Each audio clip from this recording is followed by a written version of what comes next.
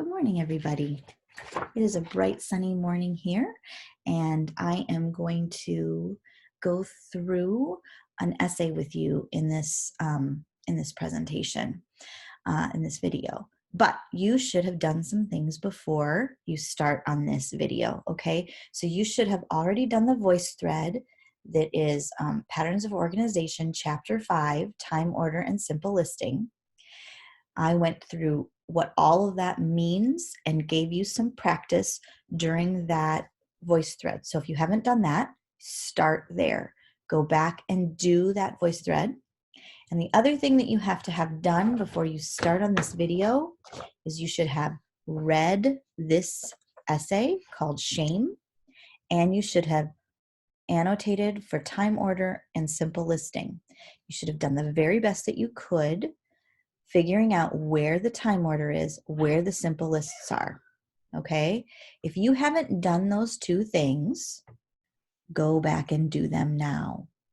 You need to have this done, this all annotated, or you won't learn anything, okay? I'm gonna go through this whole thing, paragraph by paragraph, and I'm gonna model my thinking. And if you haven't thought about it, you're not gonna learn anything.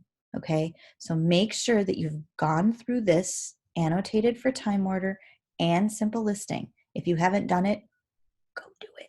Go do it now. Turn this off and then come back and I will go through it with you. All right? Okay, so here we go. I need to put my document camera on here, so hang on a second.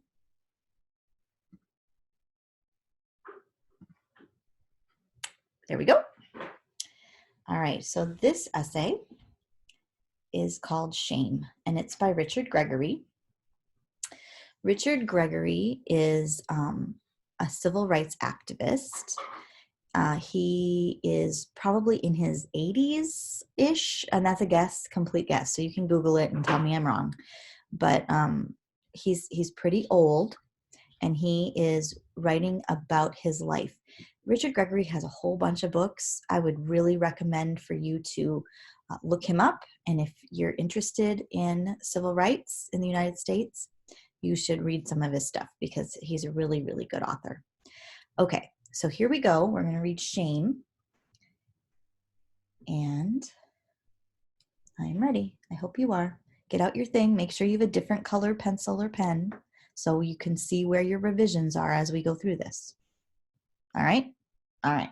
Here we go.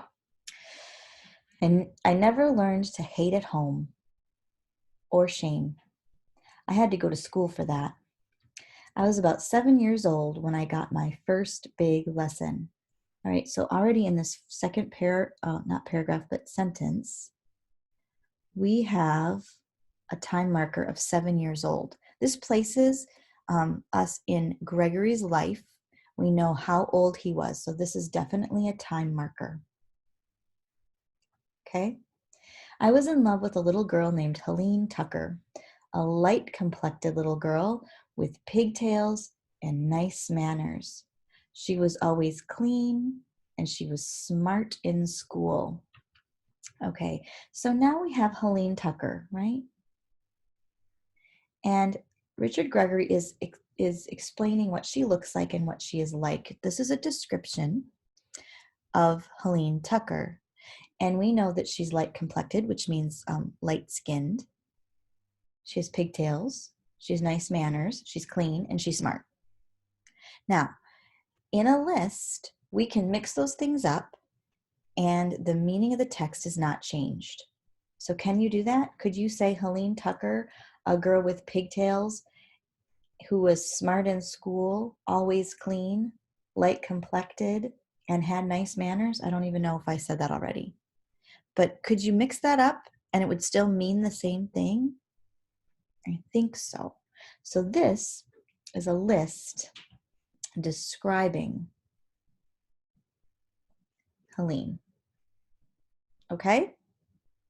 So we have a marker of time. He was 7. And we have a list so far. And I think we were in 3 sentences in. Okay, here we go. I think I went to school then, mostly to look at her. I brushed my hair and even got me a little old handkerchief. It was a lady's handkerchief, but I didn't want Helene to see me wipe my nose on my hand.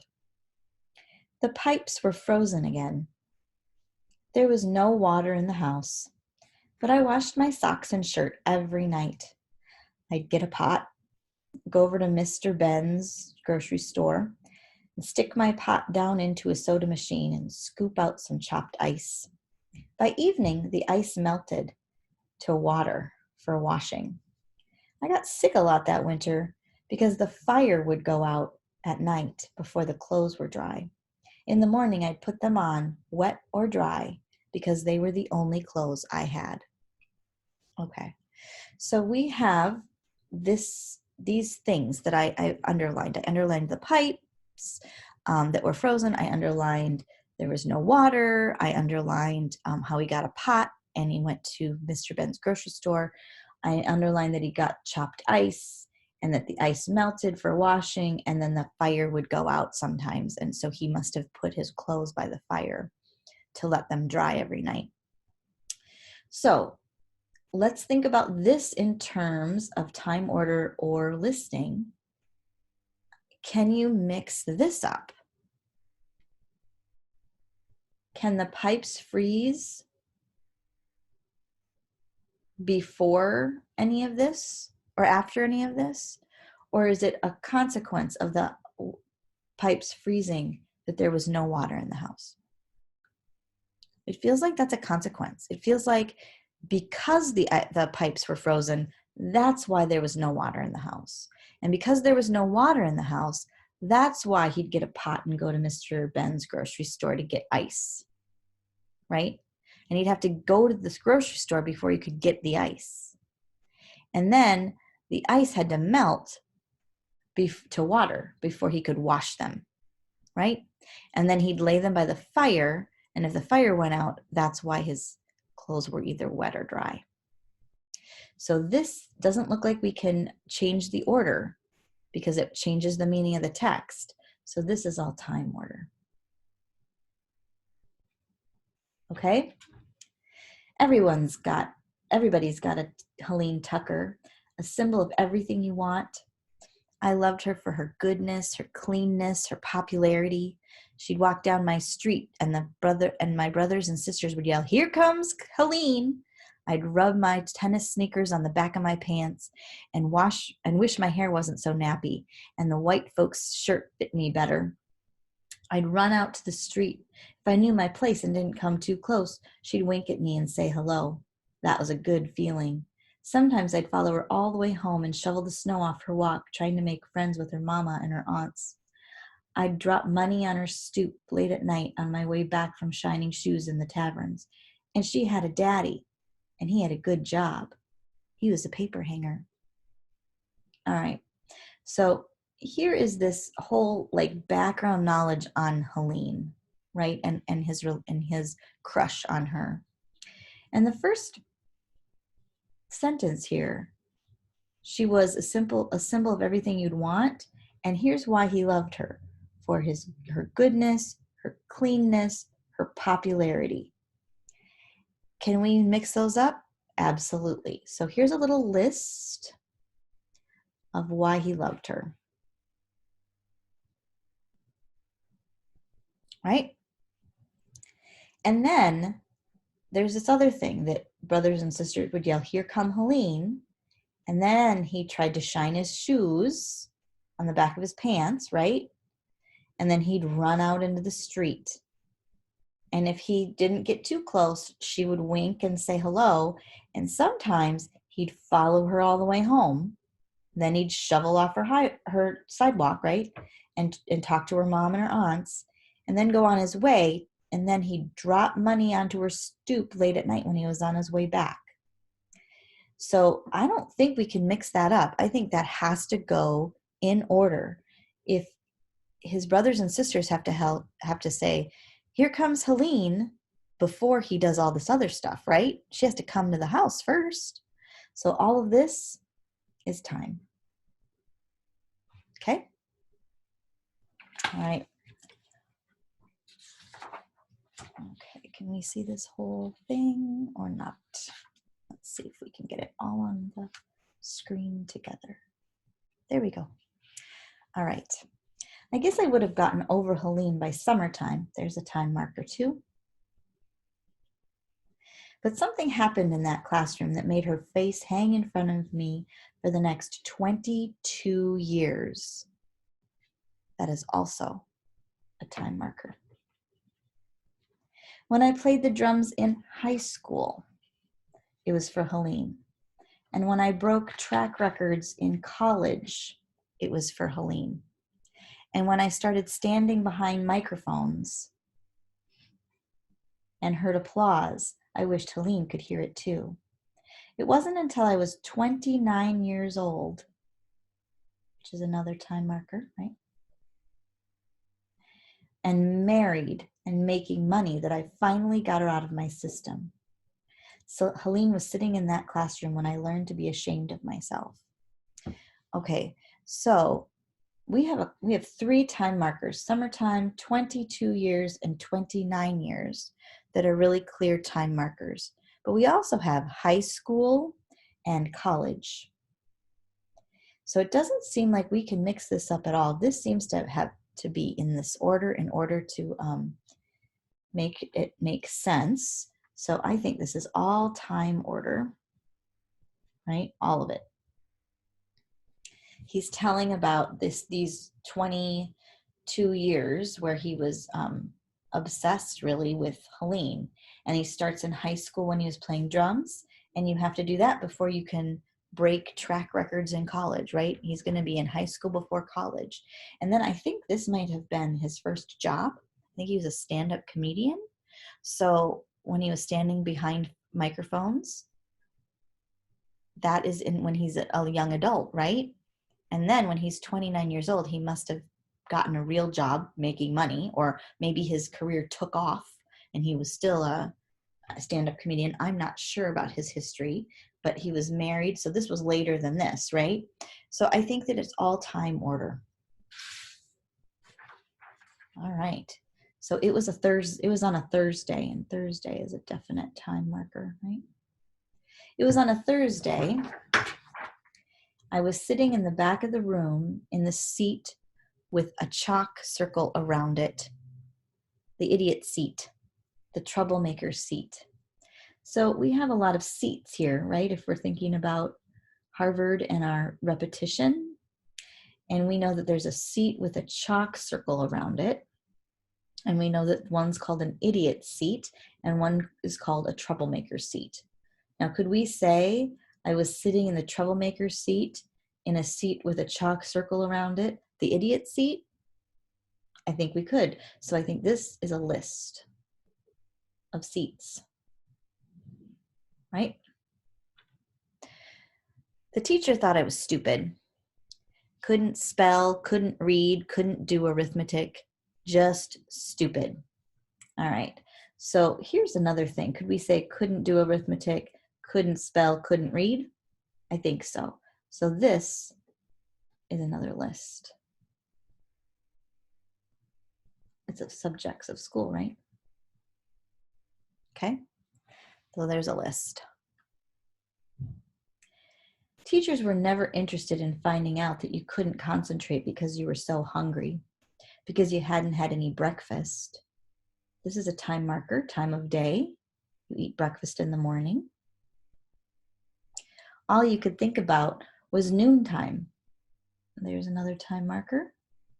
Would it ever come? Maybe you could sneak into the cloakroom and steal a bite of some kid's lunch out of a coat pocket. A bit of something. Paste. You can't really make a meal out of paste or put it on bread for a sandwich. But sometimes I'd scoop a few spoonfuls out of the big paste jar in the back of the room. All right, so up here, we are really in time, aren't we? We are in the morning time of a school day. So this is time, right? And he'd sneak in there and steal a bite of somebody's lunch or eat some paste before lunch, right? But now we have this sentence: pregnant people get strange tastes. I was pregnant with poverty, pregnant with dirt, and pregnant with the smells that made people turn away. Pregnant with cold and pregnant with shoes that were never bought for me. Pregnant with 5 other people in my bed and no daddy in the next room. And pregnant with hunger. Paste doesn't taste too bad when you're hungry. So again, we have some repetition. We have the word pregnant that is repeated over and over in this paragraph. Pregnant, pregnant, pregnant, right? And don't get hung up on what you think pregnant means, because we all know what pregnant means, right? Pregnant means that a woman is going to have a baby. And this is clearly a man who's writing this, Richard Gregory. And men cannot get pregnant. That is just a biological fact. So this word pregnant is giving you probably a little bit of pause, right? But we use pregnant to mean that you're filled with something. So when a pregnant woman is filled up with a baby, right? The baby's growing inside her. It's filling her up. She's pregnant. Okay? But we also talk about pregnant pauses. So if you're in a conversation and somebody pauses and everybody is expectant of what's going to happen, that is a pregnant pause. It's filled with dread, right? Or excitement or whatever. That pregnant pause is filled with something. And that is how he's using the word pregnant in this paragraph, that he's filled with something. He's filled with poverty. Okay? So don't get hung up on the word pregnant. Instead, appreciate that he's using that word in this context. It is such a beautiful description of how he feels living in poverty. So, pregnant with poverty, pregnant with dirt, pregnant with smells, pregnant with shoes that were never bought for him, pregnant with cold, 5 other people in the bed, no daddy, pregnant with hunger, right? Could we mix that up? Absolutely. So this is a list of pregnant, right? And really description of poverty, right? So that is a list. So it starts off in time with this day that he's going to describe, right? And then he goes off into this list to list how he is living in poverty. All right. The teacher thought I was a troublemaker. All she saw from the front of the room was a little black boy who squirmed in his idiot seat, made noises, and poked the kids around him. All right.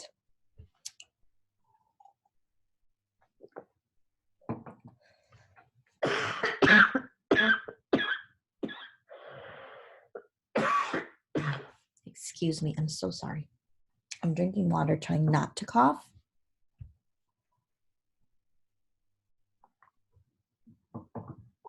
Okay, I think I'm okay now. All right. So I think that these could be mixed up, right? She could see the boy who poked people and who squirmed and made noises, right? So here's a little list of behaviors.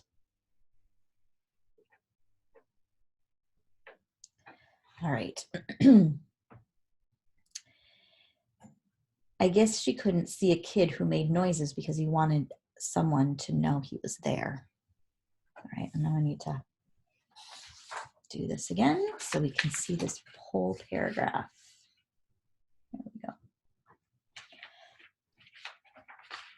It was Thursday, the day before Negro payday.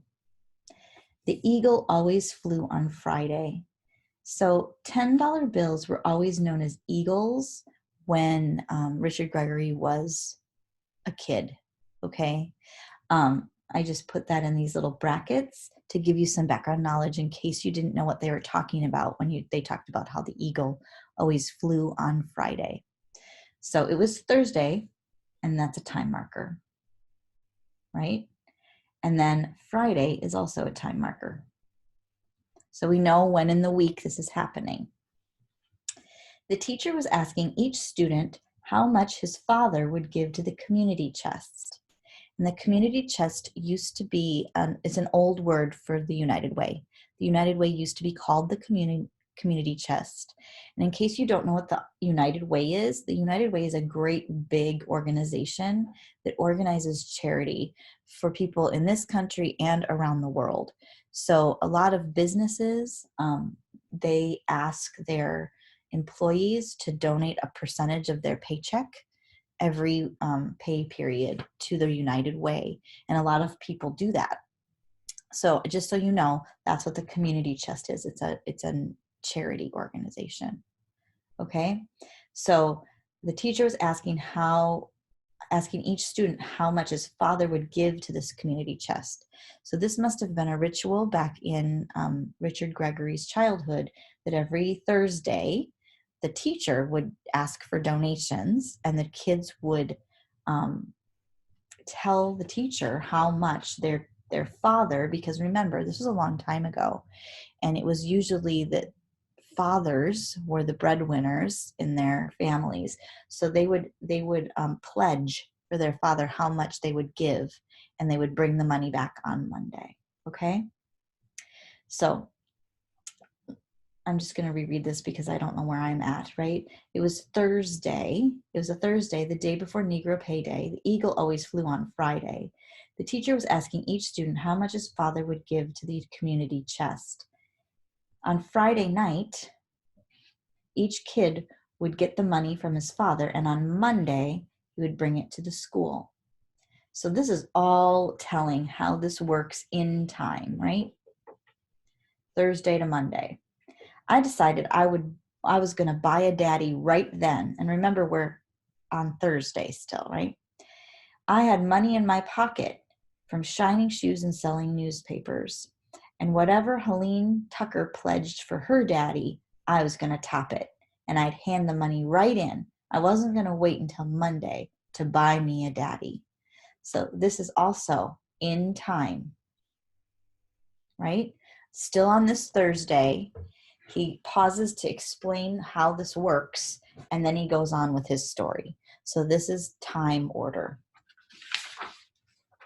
I was shaking, scared to death. The teacher opened her book and started calling out names alphabetically. Helene Tucker? My daddy said he'd give $2.50. That's very nice, Helene. Very, very nice indeed. All right, so this is all happening as well right in the classroom. But I wanted you to look at this part right here. You see the quotation marks, right? This is a conversation, and the author is capturing this conversation and writing it down. And whenever you have a conversation, you can't change the order of that conversation because that changes the meaning of the text. So whenever there's a conversation written in text like this, it's called a dialogue. And whenever you see dialogue, which usually consists of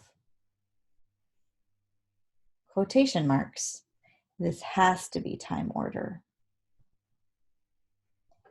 because you can't mix it up. It's a conversation. Somebody has to say something before the other person can react to it. Okay? All right. So that made me feel pretty good. It wouldn't take too much to top that. I had almost $3 in dimes and quarters in my pocket. I stuck my hand in my pocket and held on to the money, waiting for her to call my name. But the teacher closed her book after she called on everybody else in the class. So this is also time. This brings our story further, right? It's a narrative.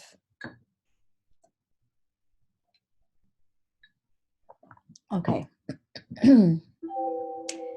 Now look at here, though. I stood up and raised my hand. What is it now? You forgot me. She turned toward the blackboard. I don't have time to be playing with you, Richard. My daddy said he'd... Sit down, Richard. You're disturbing the class. My daddy said he'd give $15. So all of this is dialogue, right? So this is all time.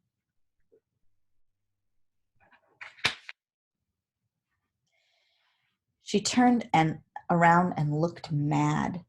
We are collecting this money for you and your kind, Richard Gregory. If your daddy can give $15, you have no business being on relief. And relief just means welfare. Okay. I got it now. I got it now. My daddy gave it to me to turn in today. My daddy said, and again, this is all dialogue. So it's time, right?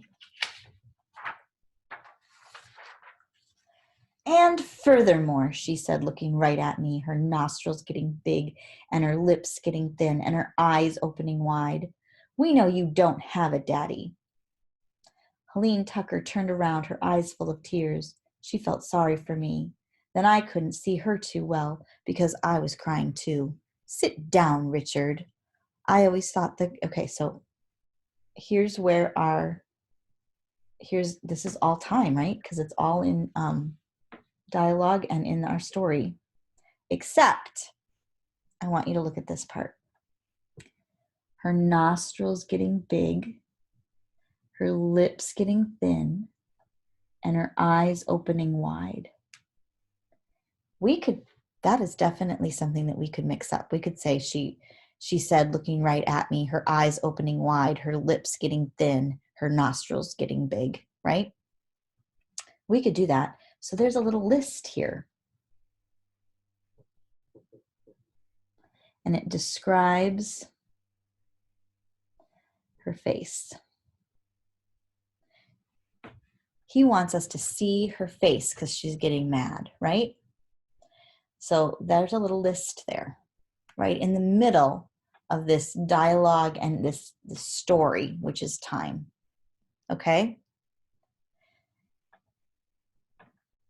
And I had always thought the teacher kind of liked me. She always picked me to wash the blackboard on Friday after school.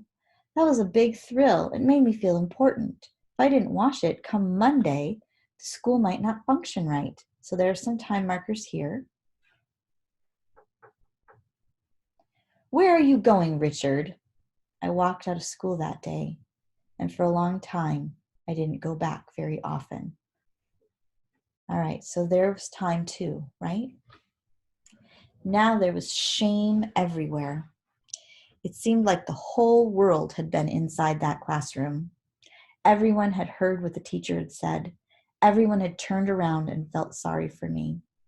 There was shame in going to the Worthy Boys' annual Christmas dinner for you and your kind, because everybody knew what a worthy boy was. Why couldn't they just call it the boys' annual dinner? Why'd they have to give it a name? There was shame in wearing the brown and orange and white plaid mackinaw in the welfare gave to 3,000 boys.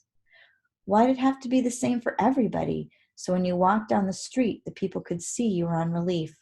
It was a nice, warm mackinaw, and it had a hood, and my mama beat me and called me a little rat when she found out I stuffed it in the bottom of a pail full of garbage way over on Cottage Street. There was shame in running over to Mr. Ben's at the end of the day asking for his rotten peaches.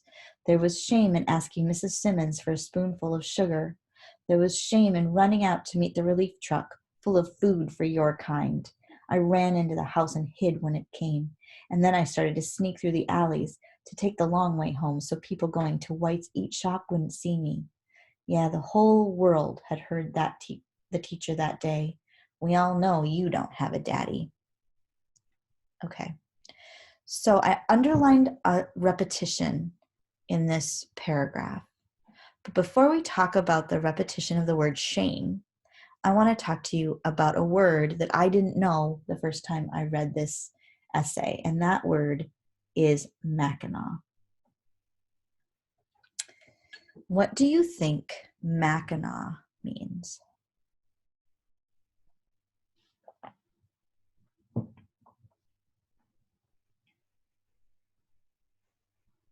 So let's see if we can figure it out by using the context. Okay? There was shame in wearing the brown and orange and white plaid Mackinac the welfare gave to 3,000 boys. Okay. Why did it have to be the same for everyone? So when you walk down the street, the people could see you were on relief. It was a nice, warm Mackinac, and it had a hood. All right. And his mama beat him because he threw it away. All right. So here's our context, right? What do you think would be colorful, right? Brown and orange and white, which is a little list here, right? A list of colors. It's brown and orange and white plaid. And it's a Mackinac, and it's nice and warm, and it has a hood.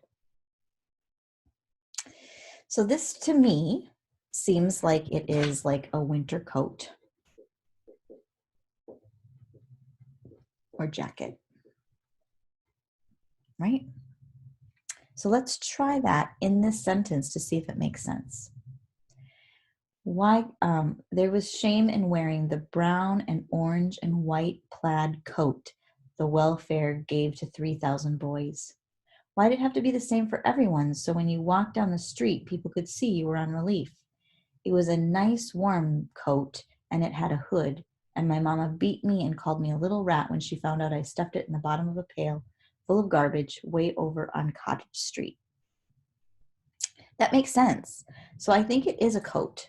I think it is a coat or a jacket that the welfare office gave to boys that were below the poverty level. That's what I think. All right. Now let's look at all of these shames. We know from our Harvard article that we pay attention when something is repeated over and over again. Okay. So there was shame in the Worthy Boys dinner. There was shame in the Mackinac that was given to him. There was shame in running over to Mr. Ben's at the end of the day for rotten peaches. There was shame in asking Mrs. Simmons for sugar.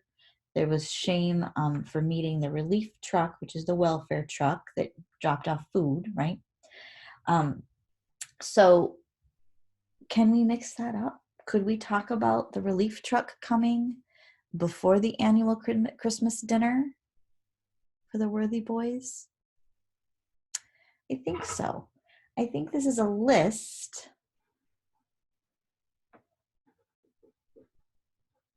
of shameful things.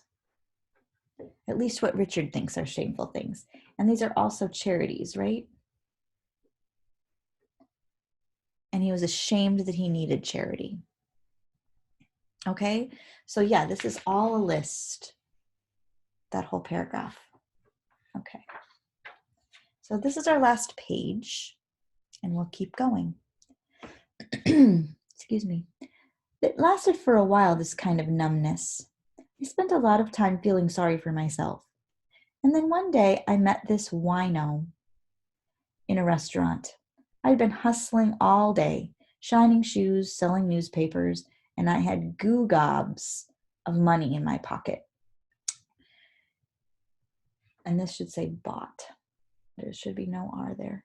Bought me a bowl of chili for 15 cents and a cheeseburger for 15 cents and a Pepsi for 5 cents and a piece of chocolate cake for 10 cents.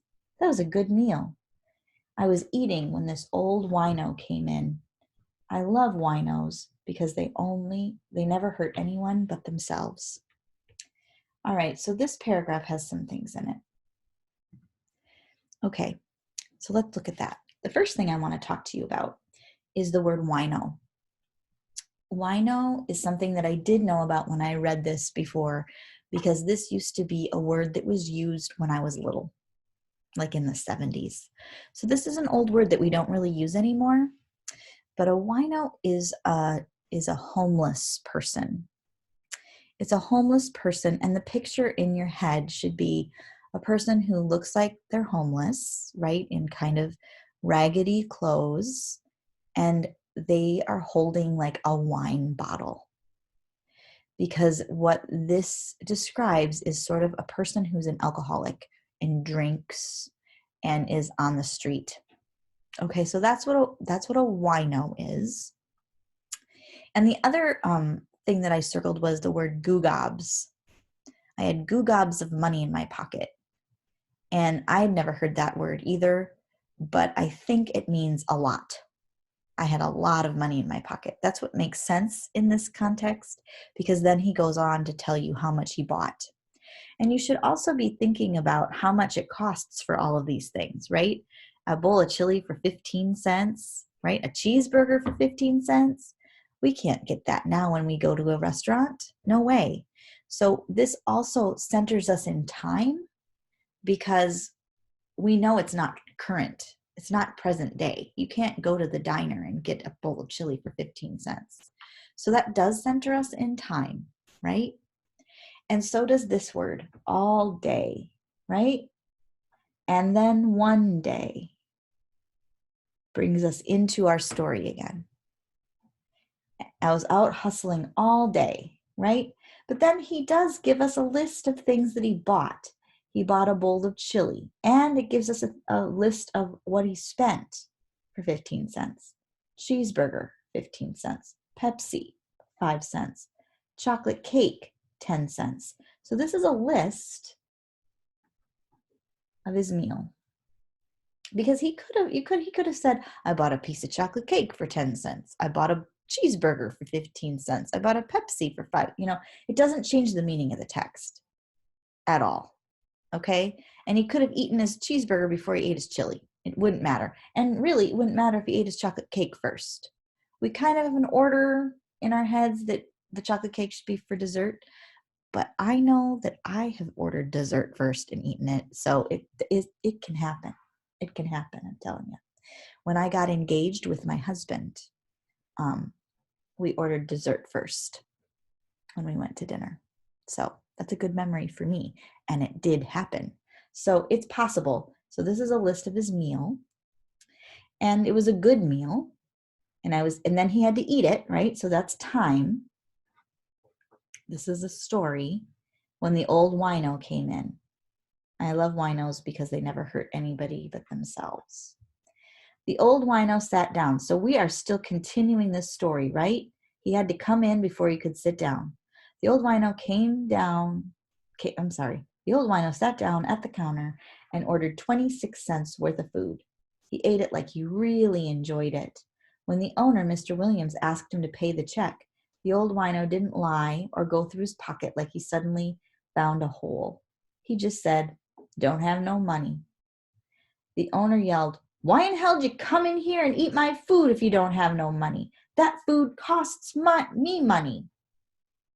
Mr. Williams jumped over the counter and knocked the wino off his stool and beat him over the head with a pop bottle. Then he stepped back and watched the wino bleed. Then he kicked him, and he kicked him again. I looked at the wino with blood all over his face, and I went over. "Leave him alone, Mr. Williams. I'll pay the 26 cents. The wino got up slowly, pulling himself up to the stool, then up to the counter, holding on for a minute until his legs stopped shaking so bad. He looked at me with pure hate. "Keep your 26 cents. You don't have to pay. Not now. I just finished paying for it." He started to walk out, and as he passed me, he reached down and touched my shoulder. "Thanks, Sonny, but it's too late now. Why didn't you pay it before?" I was pretty sick about that. I waited too long to help another man. Okay, so on this page, we started off in time, and then I think we continued. The wino sat down. Here's some dialogue. So that's time. Then then he said he didn't have any money, and then Mr. Williams jumped over the counter and, beat him up pretty much. And then he said, "I'll pay for it," because he was upset that he was getting beat up. And the wino said, "I already paid for it because you didn't come fast enough and rescue me." And then he walked out, right? So this whole page is time order. This is the story. And I just want you to know that he doesn't really end the story, does he? He talks about being ashamed of taking charity on this page, right? Here's all the shame, all the list of shame, because it's all charity, and he's ashamed to get charity. And then he's the one that has the money, and he's sitting down for this really nice meal, and somebody less fortunate than him comes in, and he doesn't offer him charity until it's too late. So I think we have to make an inference here. We have to make a good guess of why the author ended with this story in his essay called Shame. And I think that the reason he told this story, and we don't know because it ends right here, right? But I think that it means that he finally understood how charity can help. And then he was okay after that. Maybe? I don't know. Maybe not. Maybe not. Because this is not when he's 29 years old either. So that was just my thought. But I think that this story here, there was a reason he put it here. Even if he was not over it at that time in his life, I think this story helped him get over the charity thing. My guess. I might be wrong. You never know. Okay. So I hope that this helped you. There we go.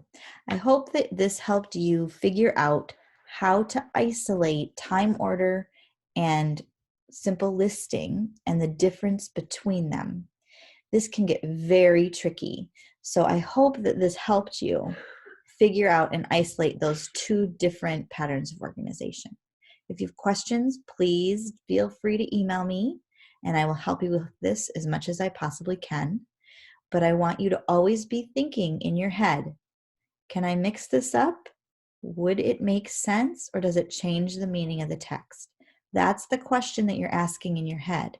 Whenever you think there's a list, then you have to ask that question, can I mix this up or not? And then you're also going to be paying attention to those time markers, time of day, ages, days of the week, 3 years later, right? All of those are time markers, so that helps you figure out the time order, okay? All right, so that's all I have for you today. I'll see you in our next presentation, and have a lovely day.